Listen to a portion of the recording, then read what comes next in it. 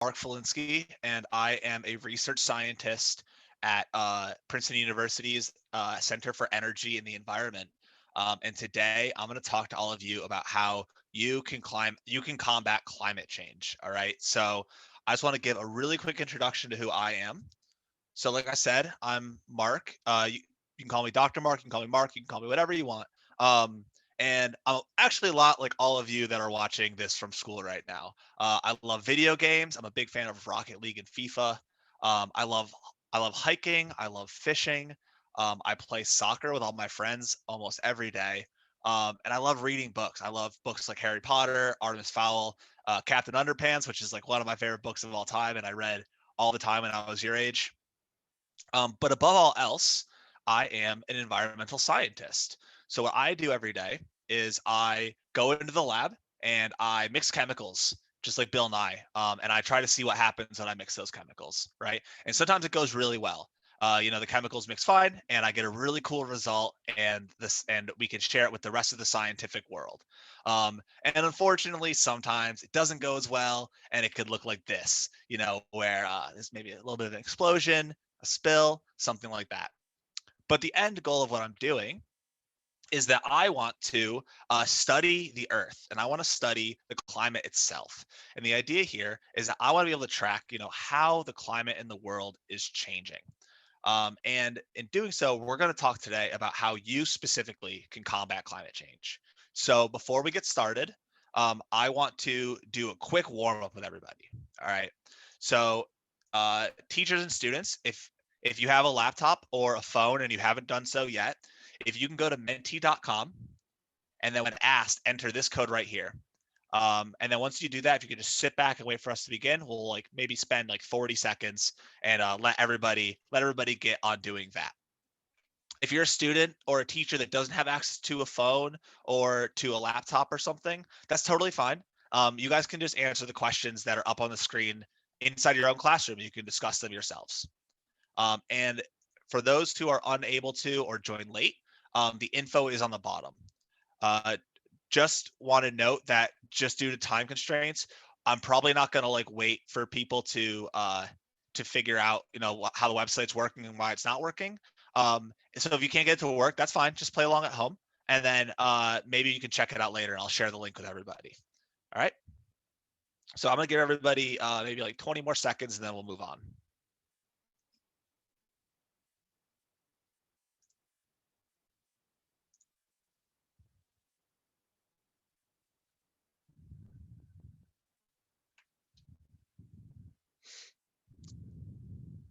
All right.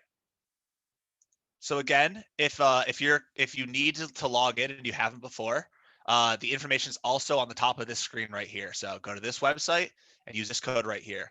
But what I want everyone to do is on your phone or your laptop or as a class, tell me where you're from. What area in New York are you watching this from? Are you from the yellow area, Western New York? Are you from the green area, Central New York, where I'm from?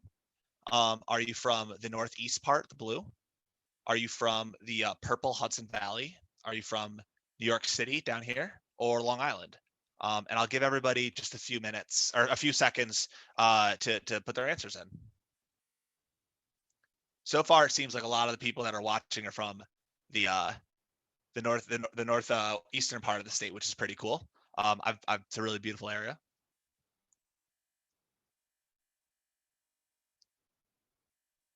Oh, even more. All right. Okay, there's a lot of people from there. All right, all right. Is everybody from the Northeast? That's crazy.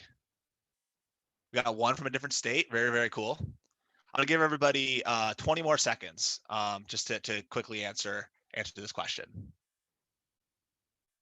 It's just a practice. We'll get to the real stuff in a few minutes.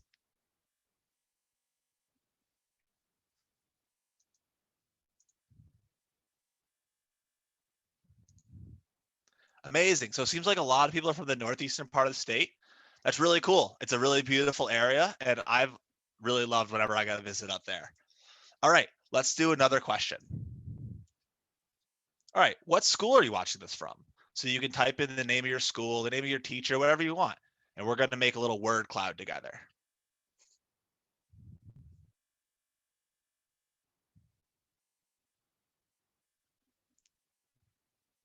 Eatontown Central. All right, very cool, very cool. Cumberland Head. Ooh, that's a cool name. Couple Cumberland Heads now. All right. Where else are people watching from? A lot of people from Cumberland Head. All right, all right.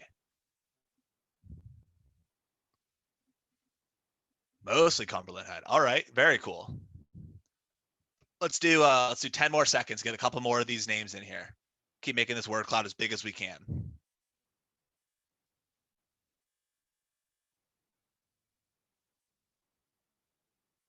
All right. It seems like Cumberland Head is kind of dominating on this one. Very cool. All right. These are all really, really cool places. I'm really excited about this. All right. So those are just practices. That's a little practice with Menti. Let's get to the fun stuff. All right. So I want to quickly test, what do you all know about climate change? So first, have you ever heard of climate change? There's three answers. Yes, and I know what it is. Yes, but I don't really quite know what it is. No, but at the end of this presentation, I will definitely know what it is. All right, a lot of people know what it is already. That's awesome. That's very important too. That's really, really great that everyone knows what it is.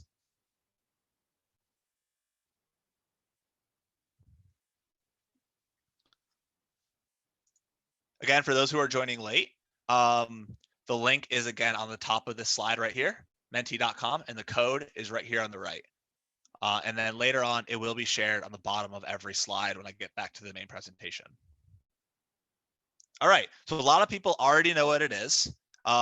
Maybe I don't need to teach you at all. You guys already have all this. This is great. But for those few that don't quite know what it is yet, we're gonna go through a little bit of time together to learn more about it.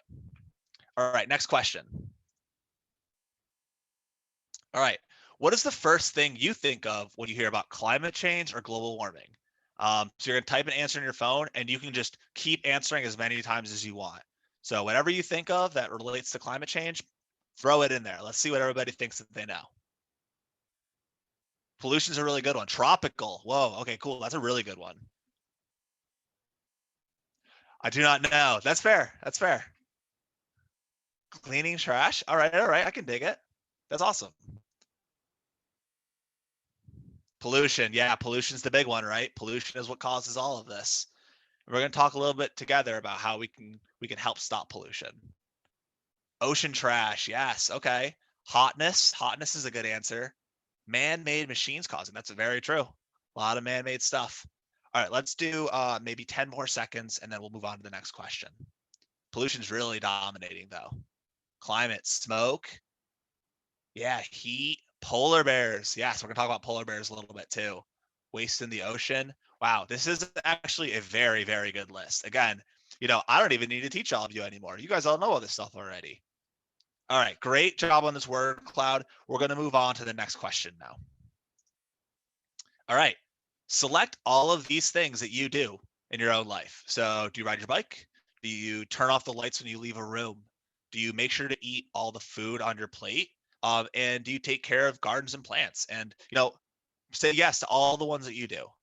It seems like everyone does all of them, though, which is pretty awesome. Taking care of gardens and plants, that's awesome. Taking a quick lead.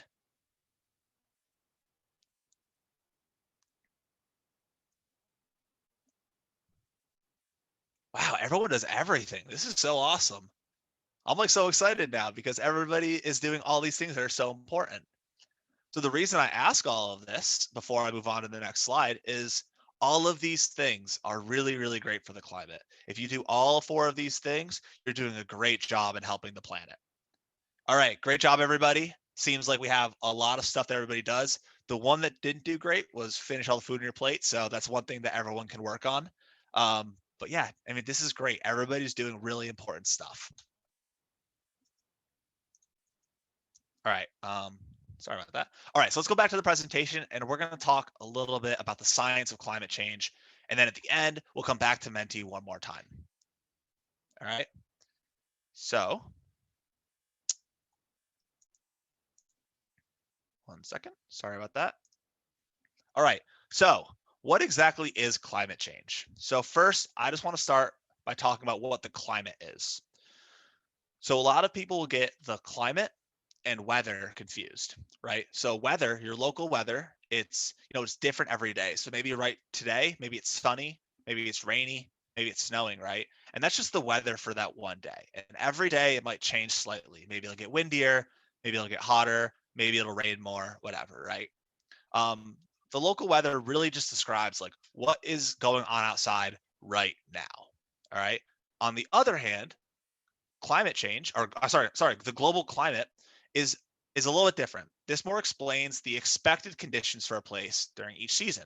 So a lot of us, me included, are from New York, right? New York during the wintertime is cold and snowy because it's in a climate where cold and snowy weather is common, right? And in the summertime, the climate of New York is a little hotter and stickier and wetter and makes you sweat a lot, right? Those are all climate changes, or sorry, climates that are indicative of the season that we're talking about, right?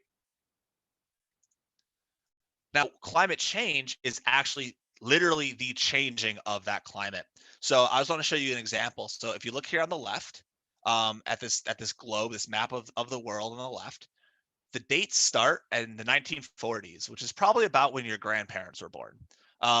And as you can see, all the yellow and blue spots are like pretty normal temperatures. And then any of the red temperatures are like hotter than expected. All right. So let's just see what happens to this over time. So it's yellow, it's blue, it's yellow, it's blue. That's all really great. Yellow and blue. And then we get to the 80s, and then all of a sudden, whoa, it becomes super red, super orange, indicating that the temperature of the world is getting hotter. The climate of the entire world is changing, getting warmer. So let's look at that one more time. So our grandparents had pretty normal temperatures, and then boom, we get to the 80s, we get to 30 years ago, and we get to up to today, and it's red, it's hot, it's really, really difficult. And the reason that that happens is because what's happening is the earth is pounding down with its heat and its warmth and its light, and the earth is trapping all of that heat. The world is in fact, getting hotter. But why is the world getting hotter? And the main reason is because humans are adding gases to the earth. And this is happening in a couple different ways. So, whenever we make stuff, we use a lot of electricity to make stuff. So when you make a computer, or when you make a notebook, or you make a water bottle, or you make anything that you use in your normal life, it requires a lot of electricity and energy. And what happens is that electricity is released as gases into the air, right? It also happens from driving your cars. So when you're driving your car down the street, you see like that smoke coming out of the back of the car, right? That smoke is a bunch of gases that can again trap that heat, those gases that are produced by humans and can cause climate change. Another spot is electricity from your homes. So I asked you all, do you turn off the light whenever you leave the room? And it's good that you do. You should, because every time you leave the light on longer than you have to, that electricity cost goes up, but also the environment is a little bit more damaged from the gases used to create that electricity. And finally, there's one that a lot of people don't think about, but you know, our garbage that we throw out every day can actually release gases over time, right? And these gases again can cause climate change. Actually, about 10%, or one in every 10 gases in the atmosphere from humans is from, garbage dumps and landfills. So, it's up to you to make sure that you're not producing trash. And you know what? There's a lot more places too that we're not going to cover right now. How exactly is this happening though, right? Like we're releasing these gases, but what's actually happening? So what normally would happen back when our grandparents were born is the sunlight and the heat from the sunlight would hit down on Earth, right? And then it would slightly heat the Earth up, and then all the stuff that wasn't used to heat the Earth would escape and go back into space, right? But now what's happening is we've added these gases to the earth, right? And what's happening is now the sunlight comes in again, just like before, and we're heating up the earth a little bit. But then what happens is instead of this release of this heat back into space, that's not happening anymore because these gases are trapping that heat. And as a result, the world is getting hotter and hotter and hotter. And it's not really that great, you know? And what's actually happening when this Earth gets hotter and hotter and hotter? One thing that's happening is what's called sea level rise. So if we look at this map on the left, we have all this white stuff on the bottom is ice. This white stuff up here is ice. And then right up here is where Santa Claus lives. And it's all also ice. So what's happening is that the sea level is actually rising because this ice is melting. So one example you can think of is like this cup of ice, right? I watch this video. What happens is the ice melts and that water gets higher and higher, right? Let's watch it one more time. The ice melts and it just higher and higher and higher. And then what happens is in our cities, that water is rising and rising and getting closer to cities and towns and all of us, right? And that's a little bit scary, but it's nothing that we can't overcome. One other thing that happens when the world gets hotter is that it does hurt animals, and that's really sad, right? So, for example, polar bears live on all that ice, and when that ice melts away, the polar bears lose their homes, which is really sad. And the same thing happens for penguins. Penguins live on that ice, and when the ice melts away, the penguins have to move somewhere else. And panda bears eat a lot of bamboo, right? But if it gets too hot, the bamboo can't grow, and the panda bears have to eat something different. Or you could think about flamingos who thrive in like super warm water, right? But if the water gets too warm, they have to move also to a new habitat. Okay, so that's kind of like the basic science behind climate change, and it doesn't sound super happy, but the reason that we're here today is because we're going to learn today how we can help make the Earth just a little bit happier. All right. So, what are the scientists doing in this space to make the Earth better and greener and healthier? All right. Besides just going science, right? One thing that they're doing is we all listened to the really cool talk by NASA earlier today.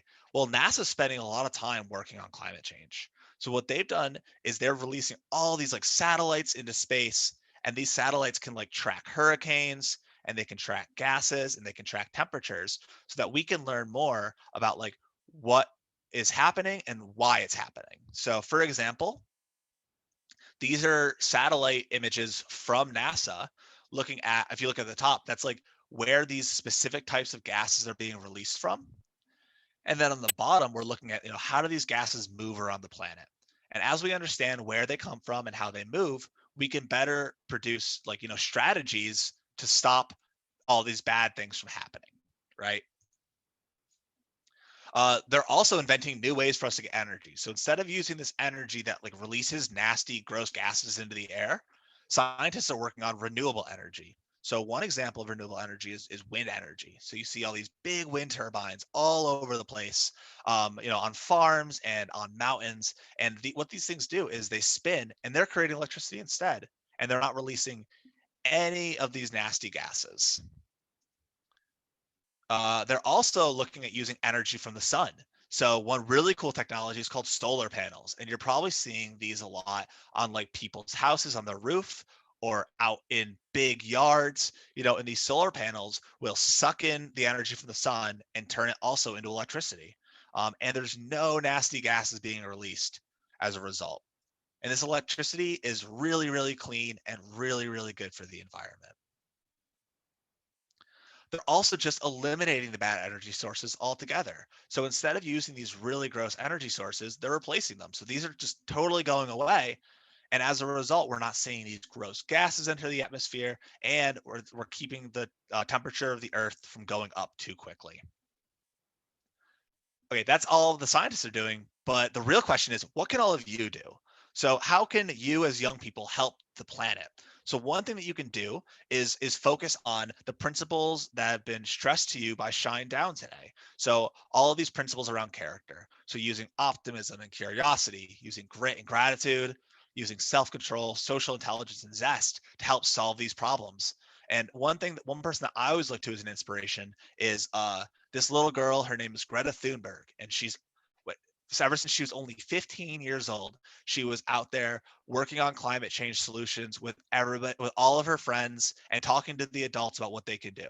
And yeah, I know she's 15 and she's a little bit older than all of you, but you also can talk to the adults in your own life, and come up with strategies that you can use to stop climate change. Just a couple specific ones.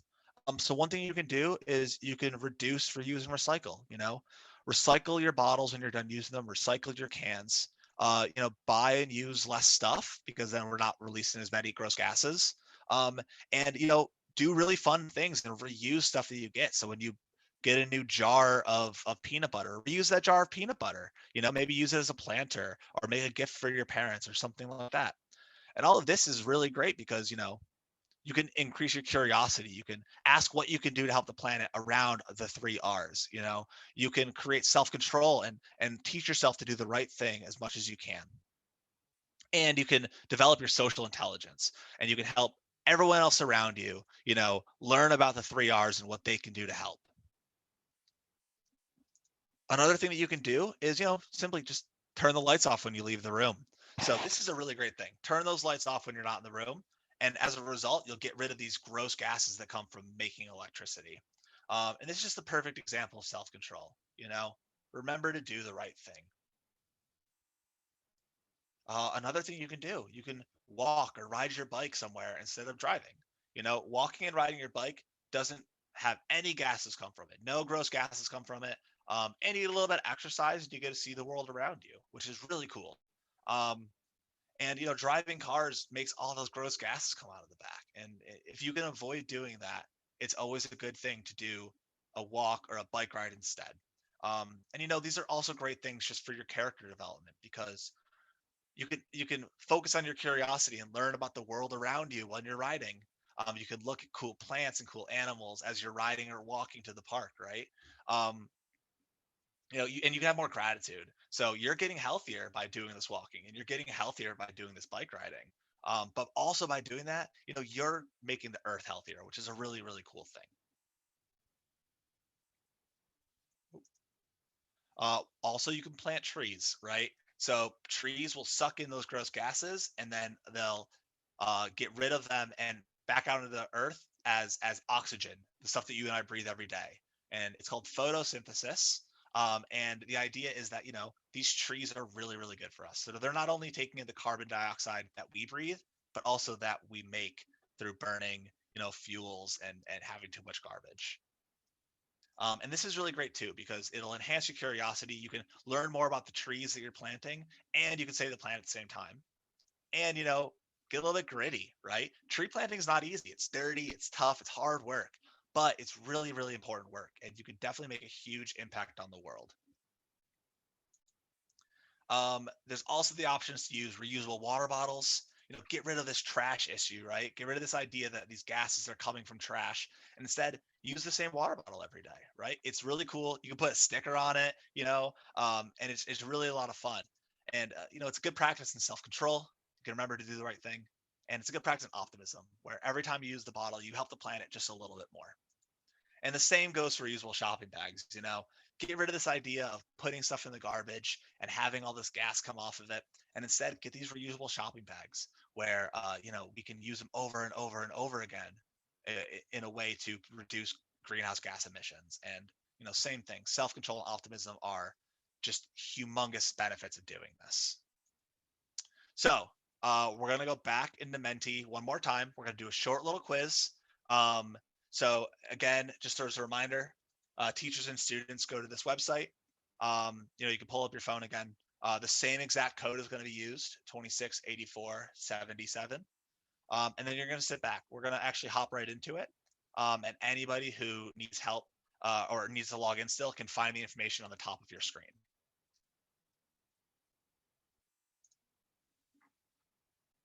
So, first question of the quiz.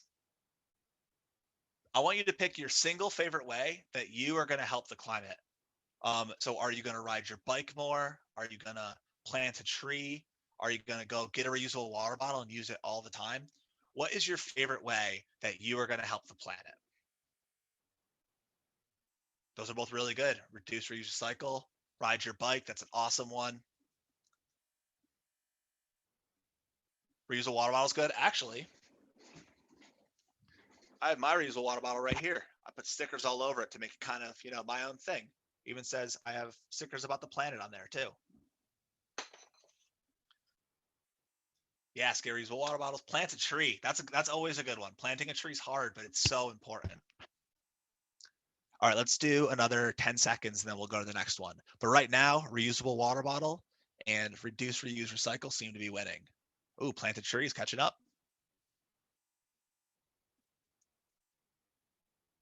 All right, this is awesome. These are all really great things you can do like right away to help the planet out. Okay, here's a question for you. Which of these is not one of the 3 R's of helping the planet? Is it reduce, reuse, refund, or recycle? Which of these is not one of the 3 R's? Okay, you guys are too smart. Yeah, fine, fine, fine. It's refund. I can't believe how quickly everybody got that. Great job, everybody. It is refund. That's not one of the 3 R's, but we do want to reduce, reuse, recycle every day. All right, another quiz. How do trees help us stop climate change? Do they look pretty so the climate stops changing for them? Do birds land on them and then they do science together? Do they drop acorns on your head if you pollute? Or do they absorb the gross gases and turn them into the air that we breathe every day? All right, well, it seems like I made these questions too easy because y'all nailed that one. 18 people already got that right. Yeah, they absorb all the gross gases and turn them into the air that we breathe. All right, let's go to the next one. All right, which of these 3 things is the worst one for the planet? Is it driving your car to the park? Is it riding your bike to the park? Or is it walking to the park?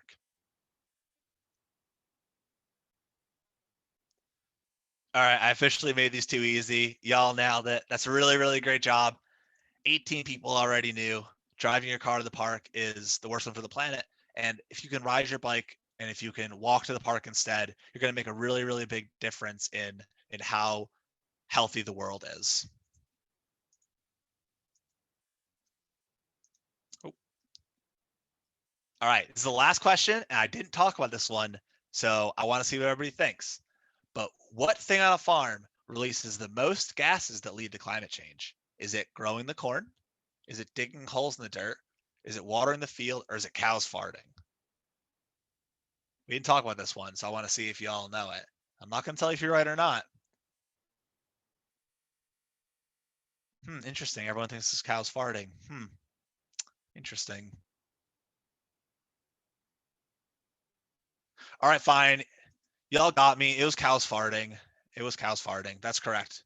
Good job, everybody. All right, so that was the last question. Awesome job, everybody. Everybody did so good on answering those questions. I learned just as much from you guys as you learned from me, and I hope that your next steps are going out into the world and helping to make the planet a better place. So thank you all so much for your time, and I think we have a little bit of time for questions. So if anybody has any, I'd be happy to answer them. And Stephanie, I'm not sure how exactly you want me to answer the questions. Yeah, so if anyone has any questions, they can just go ahead and type them in the chat and you should be able to see those as long as they send it to all panelists and everything. So we can give a couple minutes for that. All right, so the first question that I got that I'll answer is, what gases do cows release? So that's a really, really great question. So there are 3 main types of called greenhouse gases. There's carbon dioxide, which everyone's heard of probably. There is methane, which is about 20 times worse than carbon dioxide is. And there's nitrous oxide, which is about 300 times worse than carbon dioxide is. Now, we as humans make the most carbon dioxide, but I know that from cows, what you're actually getting is called methane. So it's 20 to 30 times worse than carbon dioxide is methane, and it's a lot of them burping and they fart and their poops cause a lot of methane to come up, and it's not great for the environment. So in case you're interested, one thing you could also do is eat less beef because beef also contributes to climate change. Mrs. Kohler asked how many years did I go to college? So I went to a lot of college. I went to 4 years of normal college, and then I got a PhD, which is a doctorate, and that took another 5 years. And now I'm a researcher. That's a really good question though. And all of my work was on climate change and sustainability. Also, shout out to Mrs. Kohler's third grade virtual class. What's up, guys?